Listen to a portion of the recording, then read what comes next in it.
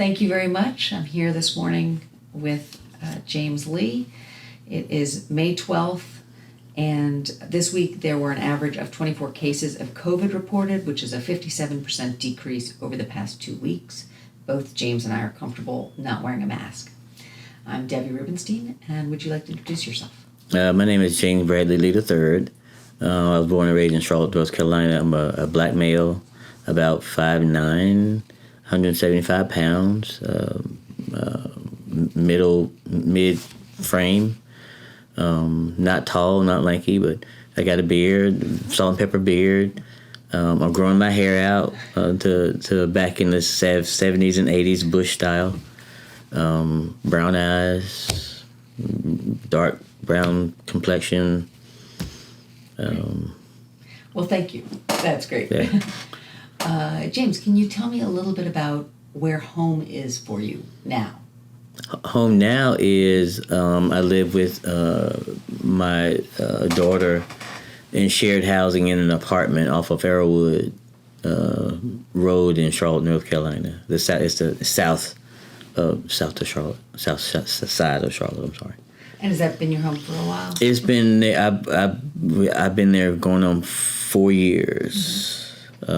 Prior to that, I was in a different place, just moving here and there, and through some challenges that I went through in my life with housing. So you had not been there long when the pandemic hit, it sounds like.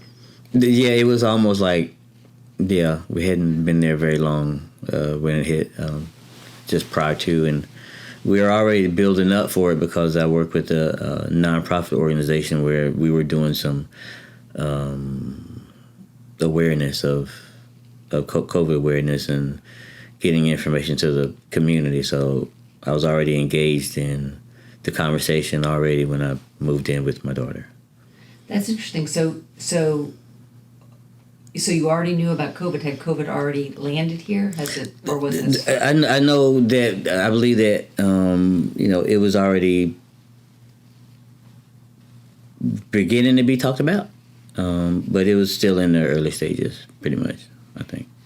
Were you expecting it to be have as big an impact as it had? I don't think anybody expected what happened, because what happened has changed our lives forever. I don't think, even Dr. Fauci and some other folks who were involved in it, it was just something different that we went through, something that, we've never seen before. Probably, it was bubonic plague, I think, was kind of similar, but it was still different than what we experienced with COVID, because it was just it was international. And, when you saw, people coming back from across the seas or something, and then you saw it spread if they came home to Chicago, and then you just thought about all them people that came and just how it spread. Yeah. How it spread out, I think that was the scariest thing was how it spread it, and how you had to be really, really careful being around there people, even people in your own home, Is that, what nonprofit, are you comfortable saying what nonprofit you were working with? Project 704. Yeah. Judith Elise Brown, she focusing on those with disabilities, but we had already been doing some work with the census work, right? Mm-hmm. And then we did some voter work, and then then COVID hit. So we began to do some community awareness and impact work in the community about making sure people understood and they got the right information. So we worked with some service providers, and we did some events, and we gave out shots and gave out information. So COVID being a health emergency, did you have to have conversations about how you were going to continue to reach out to the community? Yeah, because actually, when we were doing our census work, we were initially going to do block parties, mm-hmm. but then COVID hit, so we had to pivot, and we had to think about how we're going to get the information out about the census, during a time like COVID, because you can't be around. So we had some conversations, and we saw an organization in Wilmington they did some car caravans, safe, protected. So we thought that was a great model. So we designed it here in Charlotte, and we did 4 large car caravans, being safe, COVID aware, and that kind of thing. So, but we were giving out masks and all of that stuff, all the stuff that, and especially and information too from what the county was saying at the time, and the information they was giving us, and we're actually part of the county had one of their departments that was kind of like lead on making sure they get information out to nonprofits, so the nonprofits in the community could get information out to the people.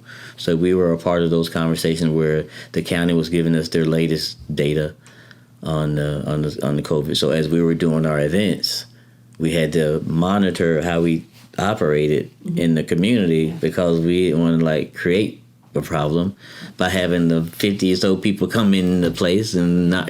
So we had to, like everybody, we did a lot of pivoting, a lot of brainstorming about how do you create a community event safely during COVID. So I think that was our biggest challenge, to try to continue to do our community work in the atmosphere of COVID, and wanting to be protected and not wanting to create an event where you're going to begin to spread, make other people sick. Did you feel like the car caravan and other techniques you used, were you feeling like those were effective? Oh, yeah. Because folks came out, they didn't have to get out their car. Uh-huh. So they just came and lined up, I was usually on my bicycle riding around. But we wanted to keep people engaged, but we wanted to show that that you could do a safe event with people around you. Yeah. But you got to be safe about it. So we were doing the 6 feet, that kind of thing, making sure walking in, make sure people kept their distance, and we didn't do anything really, really huge, because we didn't want to disappoint people. Right. But then we still needed to do the work. And Yeah. the work was connecting people to resources during the COVID, because, that was a time when people were really, really struggling, Yeah. Because the movement, people couldn't move around, especially in communities that we serve, people couldn't move around like they needed to. And, jobs was a big thing for folks, and they're losing their jobs. And so, yeah, we learned a lot from COVID, I think. But it was a challenge to continue to do community work in that atmosphere. Did you feel like, did you make new connections with nonprofits, and did you feel like the nonprofits were able to pivot enough to offer you what you needed? Yeah, I think the organization that we work with, especially the healthcare folks, Archwell, Atrium, Novant, all those folks, and even some other ones, they were helping us with actually bringing the shot out to people, and encourage people. So I think in a lot of ways, people had to figure out they got to work together now, because it couldn't not work together at that time, because everybody needed help, and everybody having a pivot. I think we created a lot of new partnerships with organizations, because I think people understood we need each other. Yeah. You know what I'm saying? There's no politics, none of that. We had to put all of that to the side, because you're talking about people dying. Mm-hmm. You're talking about lives being, saved by what we can do and information that we can give out. So if we can, pass information to some of our seniors who maybe needed, information or something, and we were happy to do that, especially when we work with other organizations that were doing the same thing, just trying to reach their clients or whatever, in whatever way, just helping the partnership to bring whatever else they needed. We weren't just, bringing just food and water and that kind of thing. We were bringing other resources. So as we began to pull other organizations in, I guess a lot of organizations, everybody started to figure out what that pivot looked like when you're working with other people. Mm-hmm. In the sense of the big problem being how you going to help people get through the COVID Right. and keep people safe and healthy, and not because I know I think and it's now starting to come out, and I think we even knew it then that there's a lot of people that are dealing with mental health during that time. A lot of issues with people who would seem regular, but we were all like put in the same bowl and shook up with the same thing, which was COVID. But I think we learned a lot of lessons, got a lot of new partnerships that still go on to today. They're still, yeah. So I mean, that's the best thing. I think that unfortunately, so many people died. Over 1 million people in America. That's a lot of people.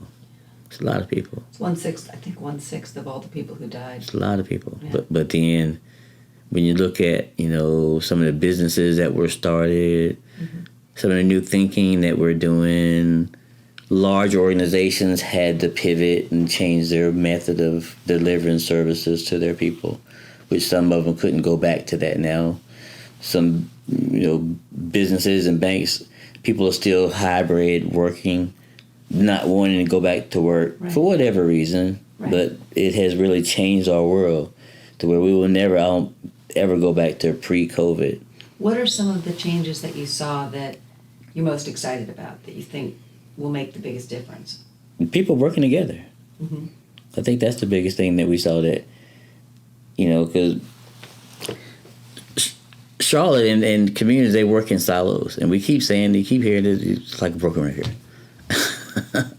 But when you actually see it, the working in the silos, and then you see the opposite of people thinking outside the box, and saying, why can't we work together? What's something that you all did during the pandemic that's an example of kind of a different, like that would have been different before the pandemic? You would have done differently. You would have struggled to get done. Connected with our Hispanic neighbors, because in the Black community there's a lot of mixed communities. Most of them, we don't have a strictly Black community anymore because it's mixed.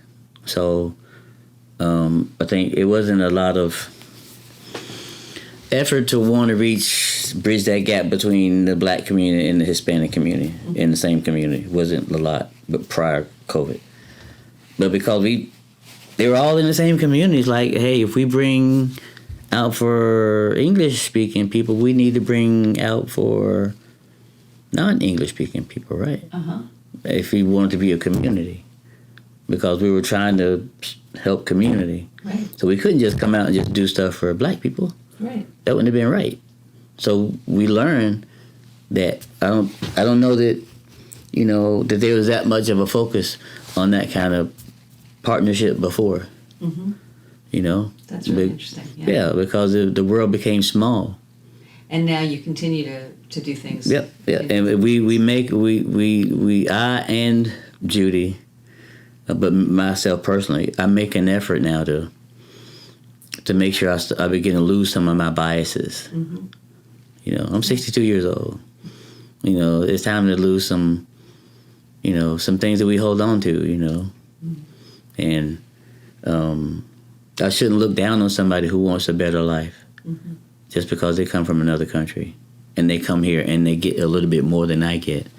I shouldn't be jealous of that. I should, applaud that man who's going to get up and make some lunch for himself and go wait in the street somewhere for somebody to come pick him up and go to work. And I you know what I'm saying? So I shouldn't be upset if I'm going to be somebody who's going to sleep until 1 o'clock in the afternoon and then get up and then complain about I don't have stuff. You know what I mean? So things like that, you begin to change of how you really think. Yeah, because I learned a lot from really having to strip my biases away and just look at myself and say, because if I'm gonna be an advocate for people, I got to be an advocate for everybody. I can't have no biases. Yeah. I got to. If I'm an advocate for people that can't afford to live in Charlotte, that's a lot of people. And they're It's not. a lot of different people. So that's what I say. That's when I talk to folks, and my mindset is, and when I have conversations, I want to advocate for folks that can't afford to live here and they can't afford to leave. Mm-hmm. So that's a lot of people. Mm-hmm. That's a lot of different culture people too. So it's not just black people. So I try to, now in my life, I'm trying to, make sure I show change too. I can't just tell somebody, you shouldn't be looking down Hispanic people. I have to show that myself. I have to speak that myself. I can't just, if I'm a leader, I got to be a leader. Yeah. If I'm Esther, I got to be Esther. You know what I mean? Because that's what I wrote that on one of my fingers. Mm-hmm. And God told me He wanted me to be. He wanted me to be Esther, to come out and speak and free the people. Yeah. And that's what He said through my challenges in life. Prior COVID. And, I learned a lot about that mission during COVID because it became more intense. Mm-hmm. And now it became more organized with, okay, what do we need to do? That's why working with Project 704 has been a blessing for me for the last 4 years because Judy gets it. Mm-hmm. She gets how do you make better impact when you're bringing stuff to people, and especially when you're trying to get them to be safe, when you're trying to get them to understand what COVID and the information that we were trying to share, why it was important to get tested and get your shots when there was so much reluctance in the community not to do it. Right. They didn't want to do it. So we had a challenge of, communicating that to people that, it's not for you, it's for your family. And that's a hard message to get across to folks that have been disenfranchised and looked down upon and mm-hmm. spit on and all that kind of stuff. Yeah. It was a challenge. Do you think can you share a little bit about any particular challenges you think that homeless folks or housing insecure people who had homes but maybe, really were dependent on the eviction moratorium, were there particular challenges that you all had to manage because that's the community you were serving? Well, when folks are worried about where they're going to live, everything else goes out the window. Mm-hmm. They don't have time to listen to a COVID message. They're trying to figure out where they're going to live. So, and even myself and some of my team, they were, housing insecure, but they just felt it was more important to continue to work, mm-hmm. even in their challenges. And so we always thought about, what about the people who we're serving? They got bigger challenges than we do.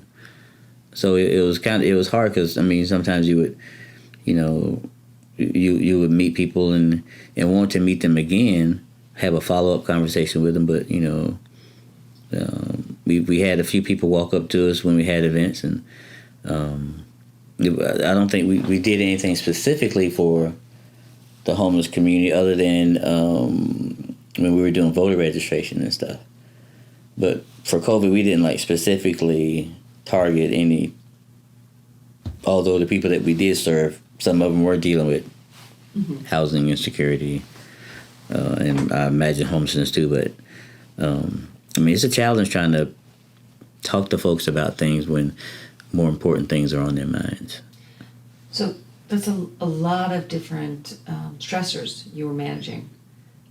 Yeah. And you had just moved into a new place. Yeah. Mm-hmm.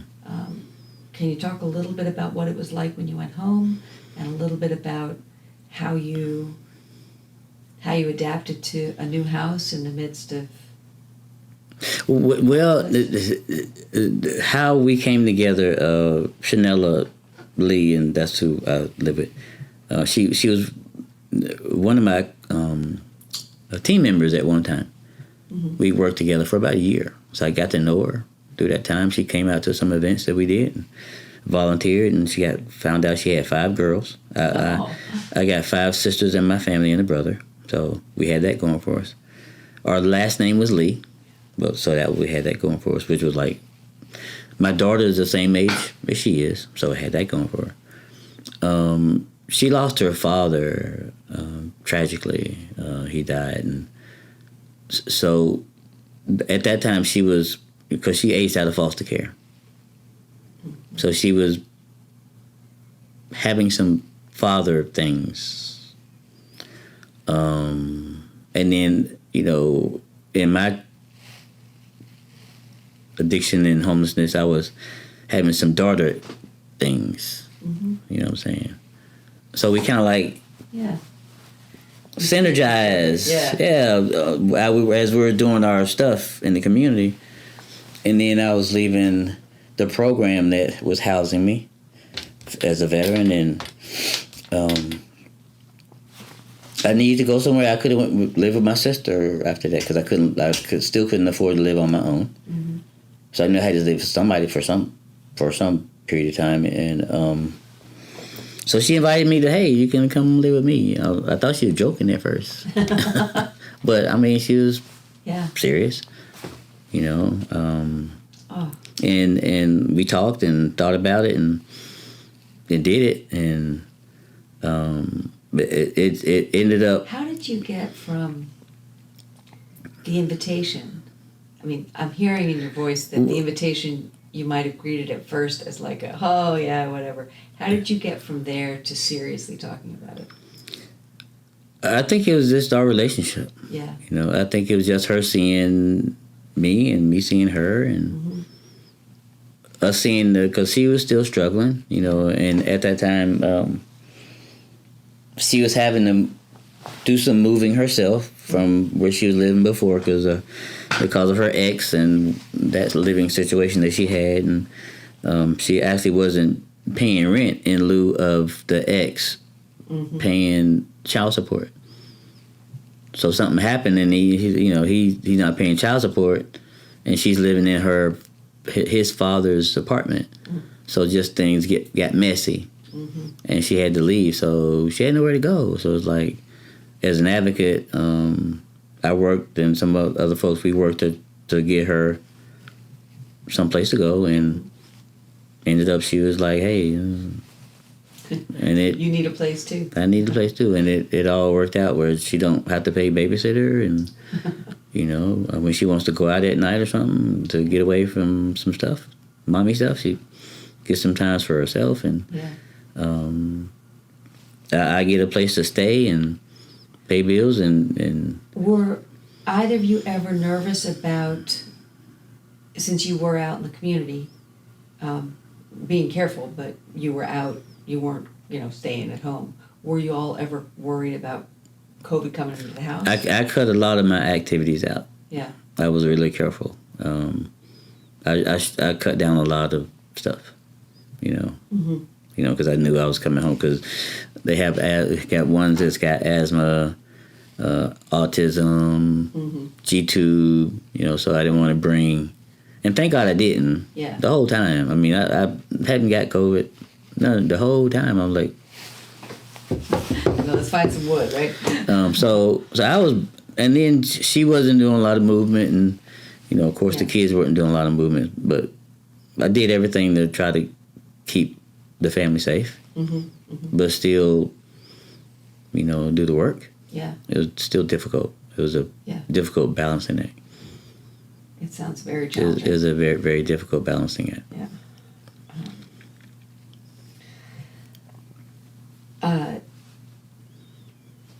Did you, we did the hand map earlier.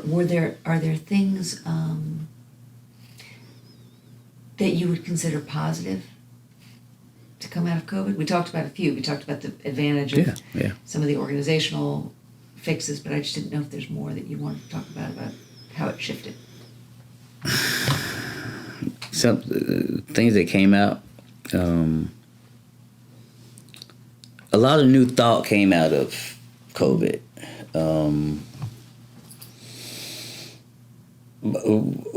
We learned that, speaking of the homeless system, we learned that our systems suck. Let's just be clear. Our system of how we do stuff, we found out during COVID, it's not effective at all.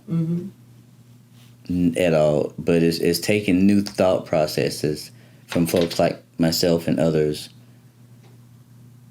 who have been able to talk to like larger organizations. One of the things that one of the conversations that I'm in now is Duke University is doing some research on health, public health, and then what did we learn from COVID, and what can we put in place moving forward. So it's been a lot of new thought in, let's think about what's going to happen the next time. Let's make sure we put things in place that we don't have all of these people, getting evicted because of whatever, or getting sick because of whatever. And we should have been thinking about this before, but these kind of episodes, we're always crisis managing stuff. We never think. So I think this is getting us to think not like crisis managers anymore. Now you got cities thinking about, okay, we need to think about what the next pandemic might look like. Yeah. Because it's coming. Yeah. We don't know when. It could be next year or 2 years. We don't know. It could be tomorrow. But the new thought of, okay, we need to prepare for this thing, because we've seen a lot of our banking systems, our delivery of services, the city, county, you pick whoever. The COVID pulled a lot of curtains back from a lot of the things that we do and did before, which is everyday practice, which was supposed to be good. You can deliver food, but then we found out it's not as effective as we thought it was. Because we needed it now. Yeah. And we're like, well, wait a minute, why is it taking so long to... Why does someone have to get referred, and what do you... Yeah, all of that stuff, you know what I'm saying? In crisis, I know they had they weathered the storm, the crisis assistance, they helped folks with just rent and utilities and stuff like that. So, and then they had to help with people with evictions, but they had 200 people every day before COVID. But, they had to change their whole model. So now there's an appointment kind of thing, and people come in and get the packet and take it home. It's more comfortable for them to write it and fill in the paperwork at home. So a lot of things changed, but I think we learned a lot about, how do we think differently about how we are delivering services and how we are as Americans. Because, politics got into it and got it messy. Well, I wanted to ask about that. So a lot happened in those 3 years that wasn't narrowly about the pandemic. But we're all, the pandemic affected how everybody responds to them. And it affected how everybody responds to one another. Can you talk a little bit about that and what you saw, what you felt? Well, the president who was in charge then, but I think a lot of his personal thought process came into play in his judgment of making things happen. Things were slowed a lot. So that hurt a lot of campaigns, right? It hurt our census campaign because of all the delay. And it also helped us getting started with COVID, our COVID actions, because there was a delay. Because there's like, no, it's a hoax, all that crazy conversation. It's like, and people are dying, but it was like, I think the frustration in seeing the delay in the response to what we should have been doing, and people out here hurting, and we're trying to get a message across, but then you got the leadership not really letting us do what we need to do and not even giving money for us to do that. But then we still are trying to save people's lives by giving them the right message, the most updated. So when somebody says this is the updated information, then somebody else come back and say, no, don't believe what he just said. He's crazy. Well, wait a minute. Ain't this the person who we put in charge of giving us the information? He did it. He's done it before, Dr. Fauci, for years. So why is it that we're not listening now? It was because of the president was doing his thing, and it's unfortunate when you get ineffective leaders like that in a time as COVID, when I believe we shouldn't have lost so many lives, and it was, I don't know, just it was frustrating, because when you do the type of work that we do, trying to get resources to people, it's just frustrating how the system is. And the system, is the ones who are really in charge. The ones who really run things, I'm curious whether the George Floyd murder and the reaction to it, whether it affected your work, especially because you were working with more than one community. Yeah, Keith Lamont Scott, Mm-hmm. George Floyd. I think those are, and then the other Breonna. I mean, all these folks that were murdered during the course, and those murders put some stuff in the community, in the atmosphere that we're still dealing with. The unfairness of people not seeing that what happened to George Floyd was a murder, and that shouldn't even be a conversation. It shouldn't even. The most recent one, the New York murder. I mean, come on. I'm looking at the guy and like, couldn't you? I'm a military guy. He could have done something different. Mm-hmm. He didn't have to hold him like he did around his throat. He could have held him on the shoulder, But did you find it?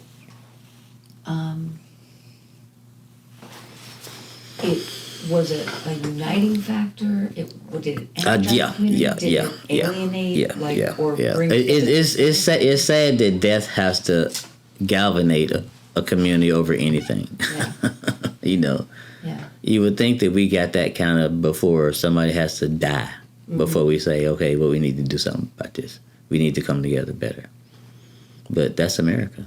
We're reactionary. That's just who we are, It's unfortunate, but we got to own it. Yeah. We have to own it. And I think that's what we're having to own what America truly is.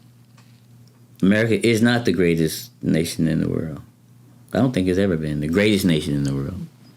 Because we got, who knows where we are in education. We're still the place where we put more people in jail than anybody else in the world.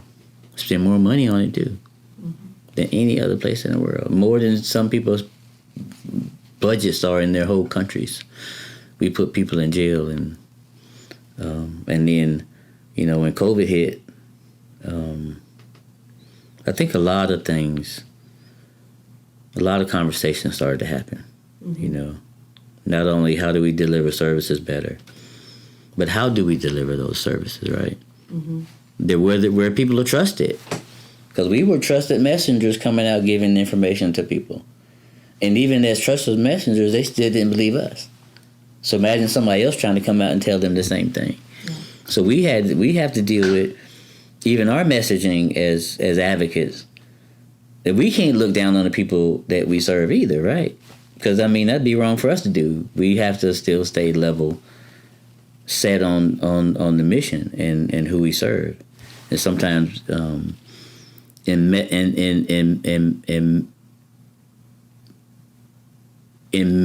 giving messages, whatever that message is, sometimes it gets convoluted if you're not if you don't know how to speak the language of the people that you want to accept the language that you're giving to them. So we had a hard time encouraging people to. We did a good job, I think, of when people came up, we would talk to them about the importance of it. But here again, you got folks that right now that's the last thing they want to think about, or that they can't think about because they're just trying to breathe, trying to figure out what the next breath or the next meal is coming from. Was there a moment that you can remember where you felt like you changed someone's mind? Yeah. They had a couple of people walked up to us when it was I think it was on Statesville Avenue. No, it was on Graham in the parking lot of the Giant Penny.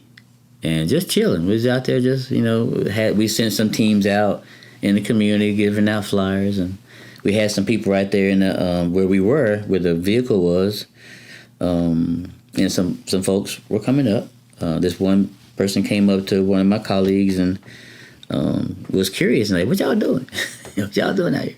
And she told them what they were doing, and I watched the interaction between them. And after it was over, Ty came to me and told me what the interaction was, and that she said that when the lady came up, she knew about it, she had heard about shots and COVID and all this stuff. She was not interested. She was getting ready to leave, but then she gave Ty another opportunity, just to, hey, let me just encourage you to. And the lady took the shot that day.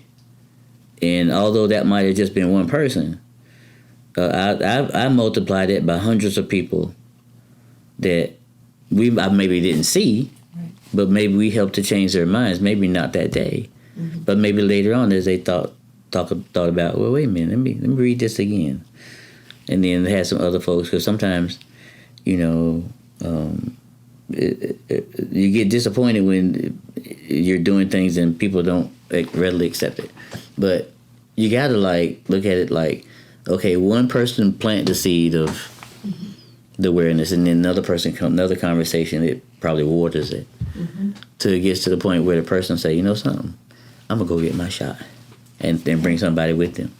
Well, and I can't help but wonder about who that woman, mm-hmm, lived with, mm-hmm, and visited with, mm-hmm, and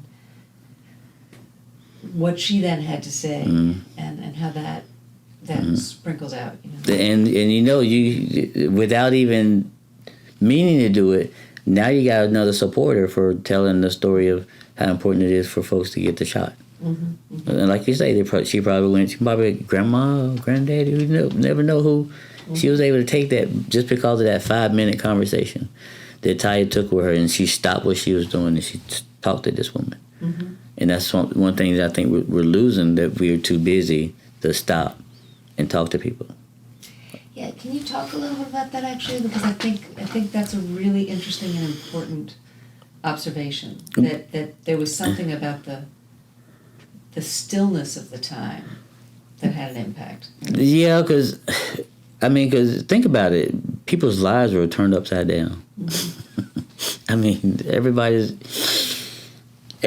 was trying to find time and just, life in itself is crazy. But you add the stresses of something like COVID, where it affected your whole life. Your job, your transport, your movement, all of that. It affected all of that. So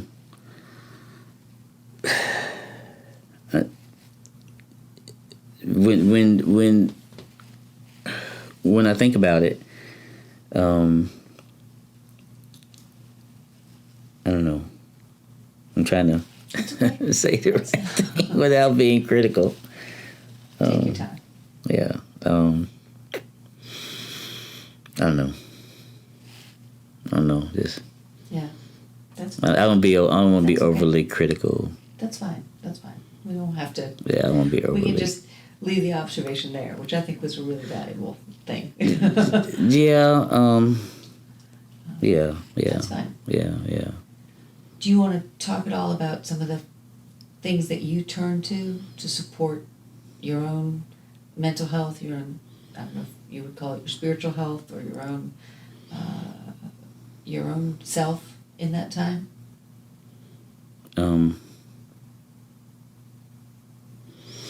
I love music. Mm-hmm. All kinds of music. I think music and remembering why I got into this work. Mm-hmm. Right? Because it's a deeper mission that I have in life now. Coming through homelessness and addiction, and because I lost some people on that side of it. So, but having to come on this side, and then being my age, I'm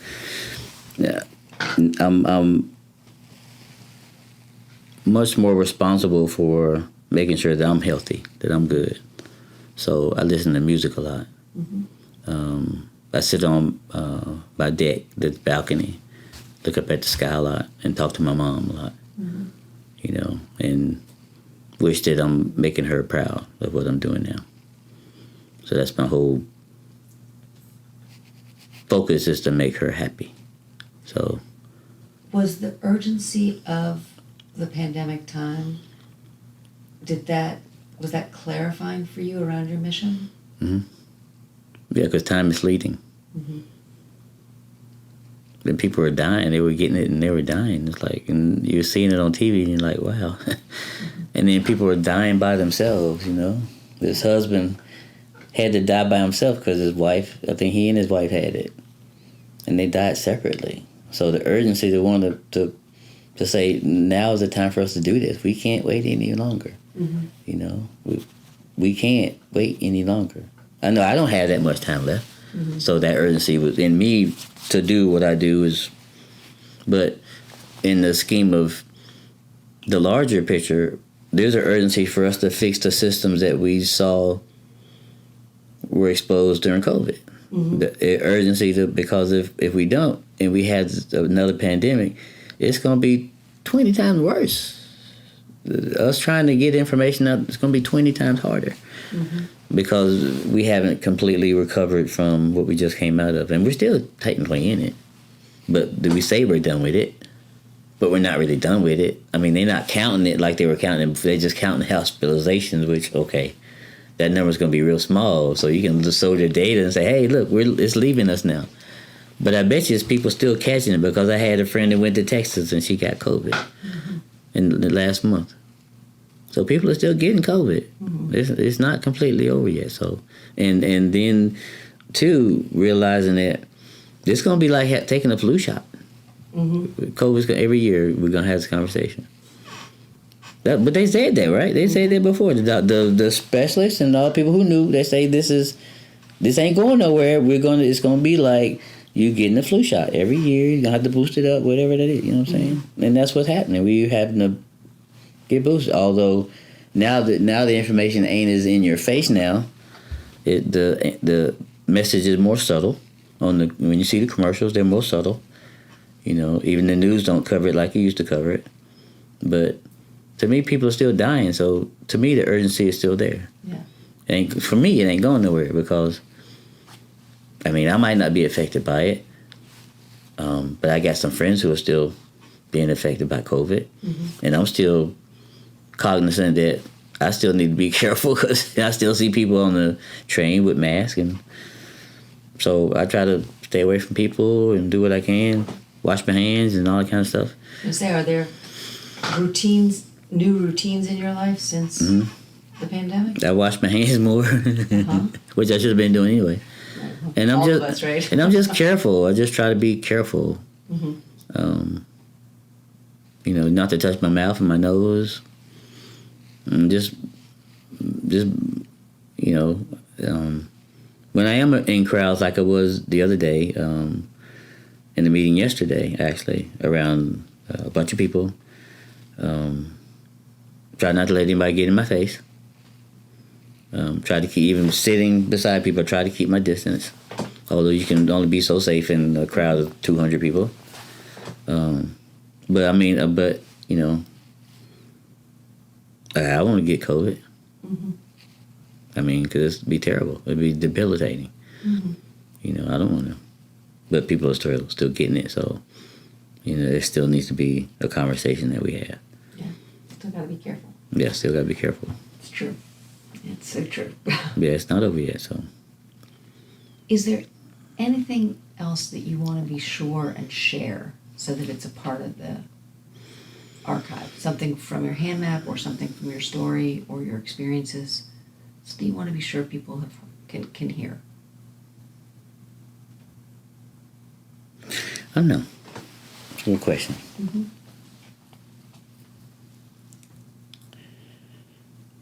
If I could share any lasting comment that would address some of the things that I saw, experienced, was involved in, or whatever during the COVID and pre-COVID and during COVID and post-COVID. And I think it would be, once you find your mission, once God gives you your true mission, because a lot of times people do stuff, but it may or may not be their true mission. I happen to know what my true mission is. So I'm blessed in that way but I had to go in the darkness to find it and to realize that I am the person for this mission. Mm-hmm. A lot of times we second guess ourselves when God gives us something to do. Sometimes we think that we're too weak. Mm-hmm. I'm smoking crack cocaine, Father. I can't be this person you want me to be. I'm on the street. I can't be this person you want me to be. But he says, this is you. I want you to do this. Nobody else can do this but you.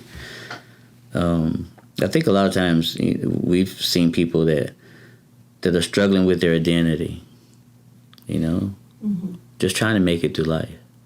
And that not knowing their identity sometimes hinders people from being who they truly are, so that they can get blessed by it, right? Because I've been blessed by just being me. I'm being blessed just being me. It's not like, I'm trying to be some. I don't want to be some. I don't want that. That's not what I want. I want to be quiet in the background, but still be effective. Mm-hmm. In the mission that I have. And my mission is to be a voice for people who don't have a voice. It's hard being an advocate because you take on trauma of other people and keeping yourself not overly traumatized, because I do get traumatized. Yeah. But keeping yourself in a space where you're comfortable in who you are and comfortable in knowing that whatever comes my way, I can take it. But also, what is it that I need to do to change me? Like I was telling you earlier about my biases against mm-hmm. Latino men and the other stuff that I perceive them to be getting better than I'm getting. Mm-hmm. So not only, my surroundings, it also has to be that which you start to do inside yourself once you find out who you truly are. Because, some of it that I found out who I was kind of ugly. So I had to change, because in that change, now I'm a more effective communicator when I'm trying to reach people who I'll serve. Mm-hmm. So all that is saying, I know who I am now. Mm-hmm. A lot of people, and it's not arrogance, it's confidence. Mm-hmm. It's confidence that I know who I am now, and I know what my mission is.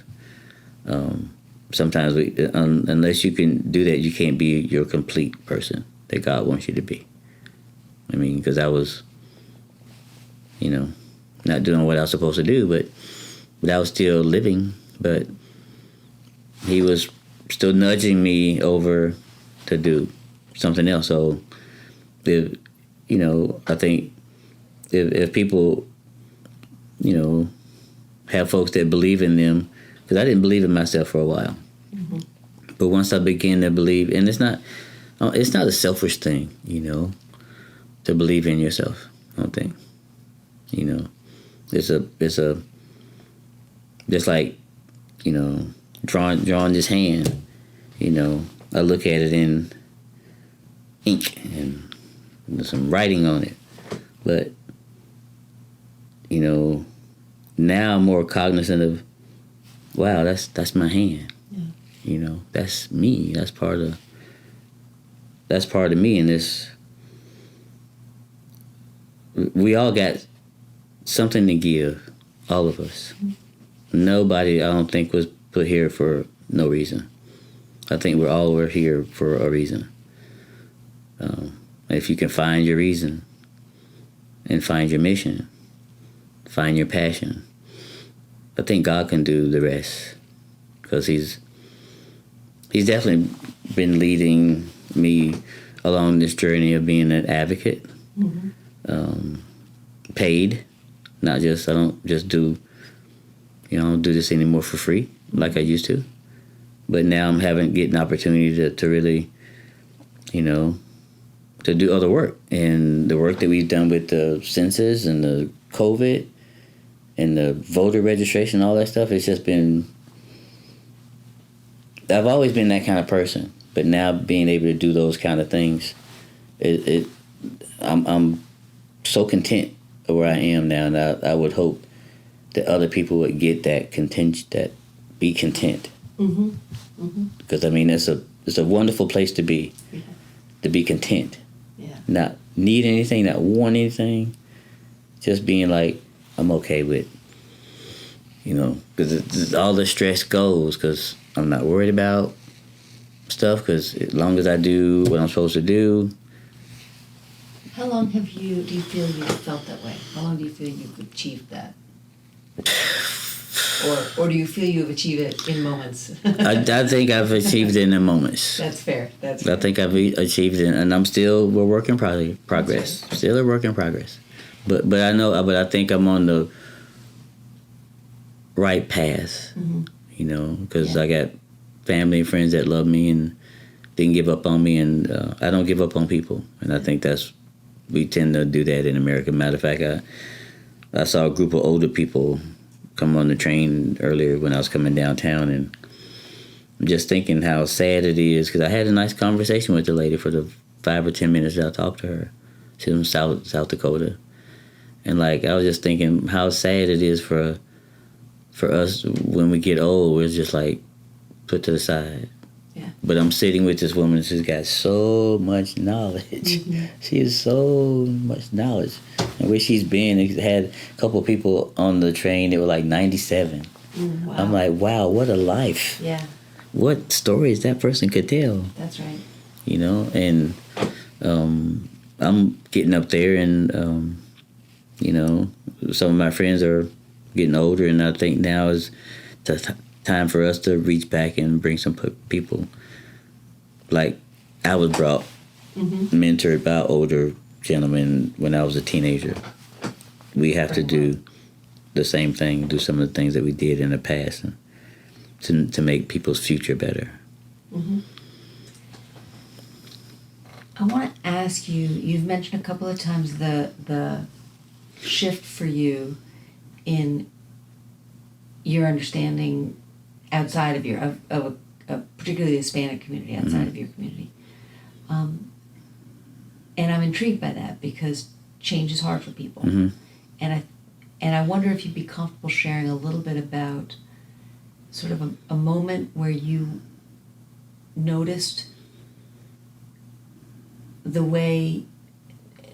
bias or preconceived notions affecting you, and a moment where you were able to say, this is happening, or however it happened. I don't know how it happened, but a moment where you noticed the change for yourself. If you're not comfortable with that. No, it was I went to a meeting at Johnson C. Smith, and the subject was African American presence in South America. Mm-hmm. Most people don't know that most of the slaves that were taken from Africa went to Brazil. Mm-hmm. Brazil is the largest black populated country other than Africa. Mm-hmm. Most people don't know that. But I'm in this meeting, and the host, he said in English, we're gonna talk completely Spanish in here. So if anybody needs a translator, let me know. He kind of looked up at me. I don't know if he knew if I was English. I don't know, but he looked at me and said, "Hey, would you like a translator?" And I'm like, No, I don't. No. And then the thought came in my head that, something. If some of my family went to South America, I could be sitting in here with some of my family members. Mm-hmm. Mm-hmm. I could be sitting here with some of my family, because the people, they were from the islands, Caribbean, and South America. So they were from all over. Yeah. A lot of different cultures in it, and I'm thinking, no, I want to hear, because, and be honest, Spanish it creaks. It's like it's irritating. Okay, all right, the sound. It's right? irritating The sound. because they talk fast and Right. because it's not English, and that's just And my so you with my don't bias. understand it, It's right. just my bias. I'm talking about my bias. This how I mean. I'm saying because the Spanish are like I don't want to. You know, same thing when I was in Korea. I married a Korean lady. Kind of same thing. I mean, when they were talking, it's like I want to know what they're saying, but like they're talking. They had, but I denied. I told them no. I want to listen to this in Spanish. I want to hear it. And what I was hearing was the feelings of the people that were explaining the same experiences that I explained as a black man in America. Huh. This guy in New York, he was explaining the same thing about, you know, the biases people have just because they look at him and think he's a black person. He's like, I'm not black. I'm a lot of different stuff. I'm Haitian and all this other stuff, all this other mix, right? Yeah. I'm not just this one thing. Right. And I'm listening in Spanish, seeing their emotions, seeing their body language, Mm-hmm.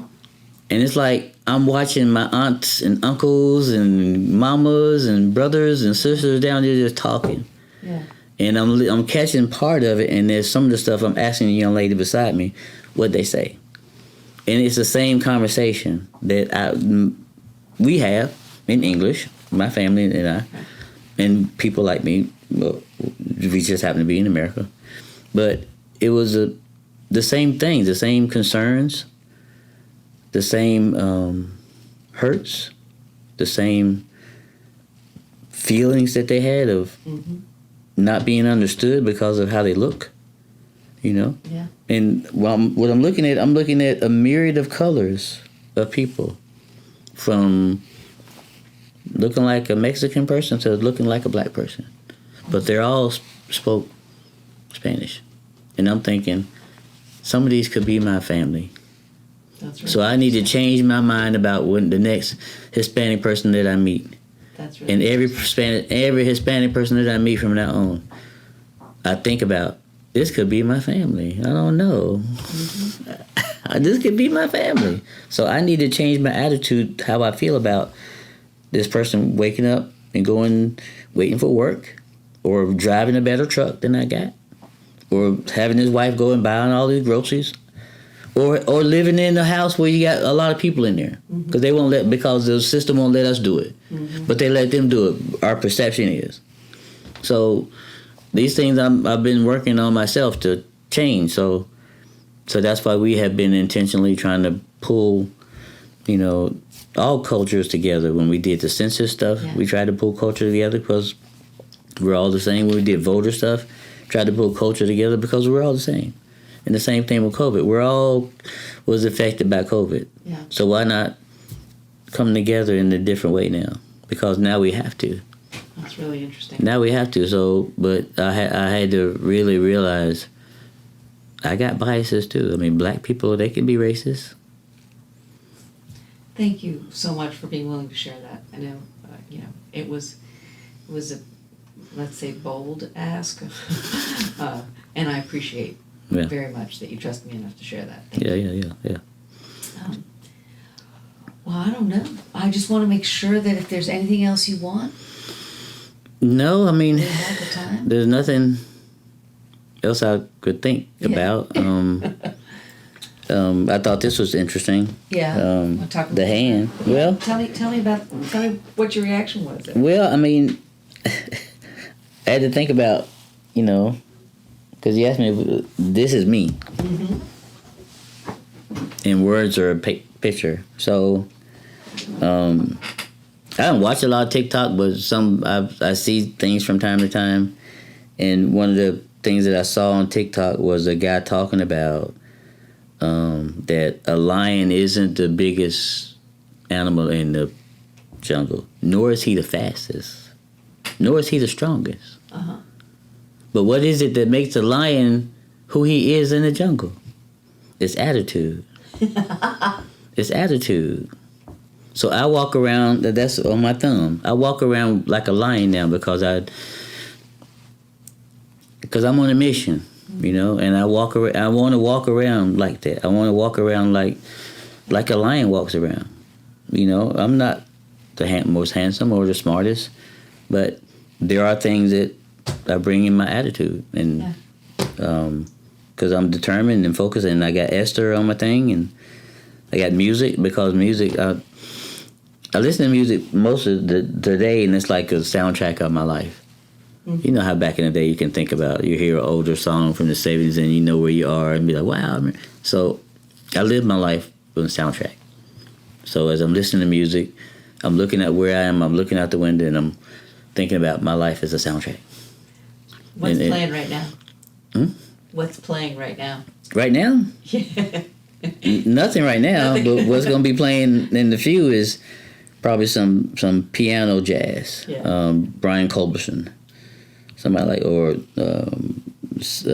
I listen to Dave Sanborn sometimes, Dave Koz, progressive fusion jazz. Or rock and roll, some 80s rock and roll, Van Halen, Leonard Skinner, or rock out on some of that, or just go old school and Cameo, Earth, Wind and Fire. Really? Is there a soul out there that doesn't like Earth, Wind and Fire? Yeah, I know, yeah. But I grew up with music. Yeah. I remember times after my dad died, I was 9 years old, and my uncle, his older brother, he had 3 daughters, and he used to let me come out to his house on the weekend, and he'd be sitting there playing his music, his 50s music, 60s music, and I'd sit there at my uncle's feet, and he'd let me just sit and chill. And so I've always, from then to now, just music is just a part of my life. It helps me to stay focused, to de-stress. Yeah. You know what I'm saying? Yeah. So, because what we do as advocates is stressful, because we know what the solution is when we're fighting with folks who don't see the solution. Mm-hmm. I also got a sun on my finger. Because I love the possibilities that life continues. Mm-hmm. Life goes on. Sun's gonna keep coming up, and what can stop the sun from coming up? What can stop the earth from spinning? Nothing can stop the earth from spinning. Yeah. It's a force that you can't make it stop. Yeah. So go on. Yeah. So I don't worry about things that I can't do anything about. Yeah. It takes a lot of stress out of my life and worry, because a lot of folks, we worry about things. I'm not worried about things, but I don't worry to the point where it's like a debilitating thing. Mm-hmm. I think I'm more concerned about, the future of my children, if I'm going to leave something for them. Mm-hmm. Am I living my life where I can leave something for them? It's not a worry, it's a concern. Mm-hmm. I got a concern to do the work that I do better, more effective, more impactful. As I talk to folks that really have the ability to put money to the mission, the ones who are they're trying to change, this 40-year-old or 50-year-old organization that's been doing this same thing for 40, 50 years. But now they see, because of the pandemic, they have to do things differently. A lot of people are in that position where they're saying, we've got to do this differently. Mm-hmm. A lot of organizations that are rooted in what they do. Yeah. Are now realizing we have to do something differently. Yeah. Foundation for Carolinas, we have to do something different. Everybody. We have to do something differently. And I'm thankful to be a part of that conversation and bring in the experiences that I talked to before, and then what I see in the streets, to bring light to what kind of changes do we need to put in place to help people, so that we can get them prepared. Because I think we need to get prepared for the next big thing that's going to happen, because it's going to happen.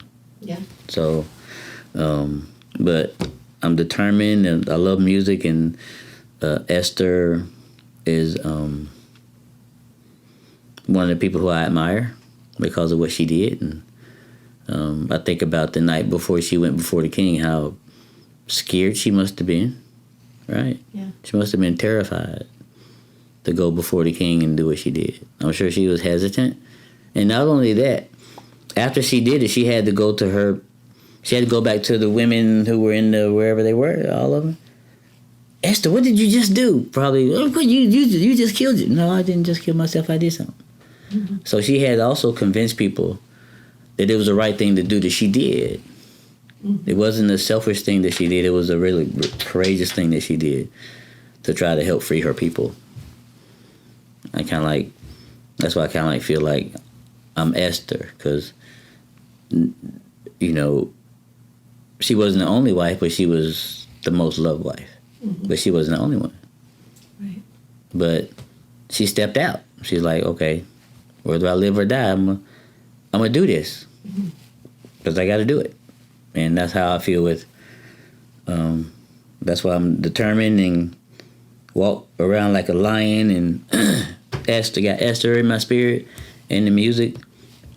And every day is a good day, because if you see the sun, it's a good day. I hear the idea of integrity running through everything you're saying. You know, that you need to be truly yourself, truly who you are in the world. Inside should match the outside. It took 62 years to do that. Mm-hmm. Mm-hmm. And what I had to do is, in my recovery, you know, because in any addiction you lose yourself. Mm-hmm. So I lost myself for a little while and had to go find myself. I had to go back to myself at 18 years old, going into the military, going overseas. Mm-hmm. That was a part of my life where it's like everything was like, wow, I'm going to Korea. I was away from my family. I cried, but I met friends. Yeah. Began to learn. I was 18, 19. And then this guy who's in his 60s came through addiction and homelessness and doing things to others. I molded them two people together. Yeah. The energy, the optimism, the freshness, all of that, along with the wisdom, the built courage, you know, all this other stuff that comes with living 62 years. Mm-hmm. And I put them together. So now I'm this energetic old guy that rides his bicycle every day and can have a good conversation about whatever you want to talk about. And we be open and honest about things that, you know, I'm unafraid to be open if it's going to help somebody. If it's going to help somebody else, be open. Because a lot of times when I'm in meetings, people say, I said what I said because you said what you said. You were strong enough to say what you said. So I want to say my part too. And sometimes people who are sitting back and want to say, they might need that person to stand up first. Mm-hmm. And say, okay, I'm feeling something. I'm not going to keep it inside me anymore, so I'm going to say my part too. And actually, I was talking about people in disability with the group that I'm a part of, who is a group of service providers. Mm-hmm. And I was talking about the amount of people that identify as having a disability who are on our streets is 40%. But this other young lady, when I was talking about people with disabilities, she had enough courage to talk about the LGBT community and homelessness. Mm-hmm. And she told me that. She was like, you know, I was just sitting here, and when you said that about those with disability, I had to say something about people, the LGBT community, because that's who I serve. Yeah. So I'm like, that's cool. I like that. That's cool. I appreciate that. But, you know, had I not said something, maybe she would have still been reluctant to say something. Mm-hmm. So I feel like that is my mission, to push the conversation, because I got a window of time to do this work, and I don't have much longer to do it. My body's not gonna be here forever. You know, I ride my bike, so and then I you know, that. ain't no telling what's gonna happen. I pray every day. I hope I make it home safe every day.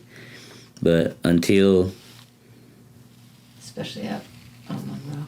yeah, but until God gives me another assignment, this is what I do, and I'm good at it. I'm trained in it.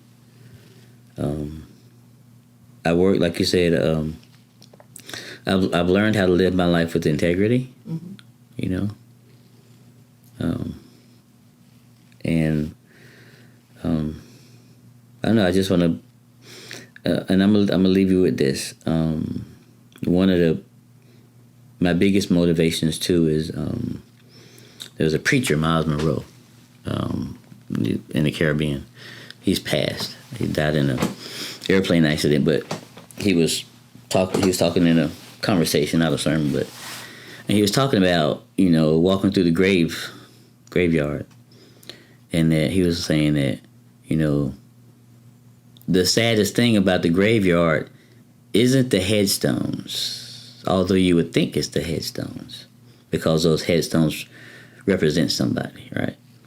He was like, no, that's not the saddest thing about it.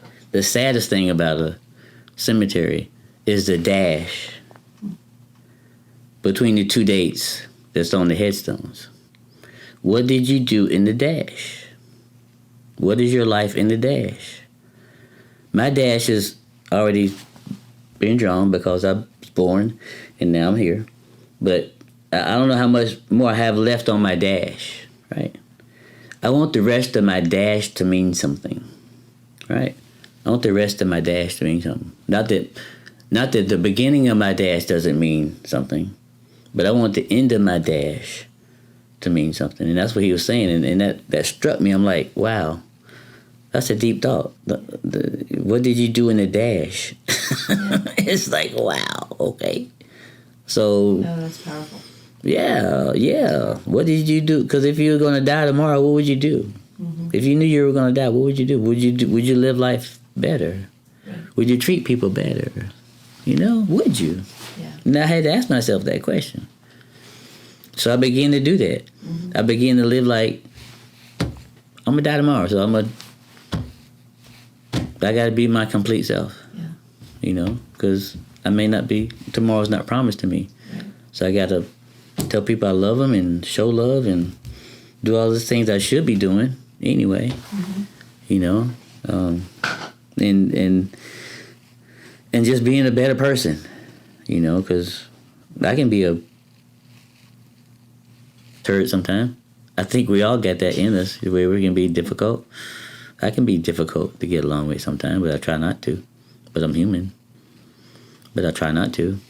I make it a point to try I not to. apologized to my husband just the other day. I said, I do not know why I am being such a jerk to you today. Yeah. But I mean, that's us humans, right? I'm just a big kid.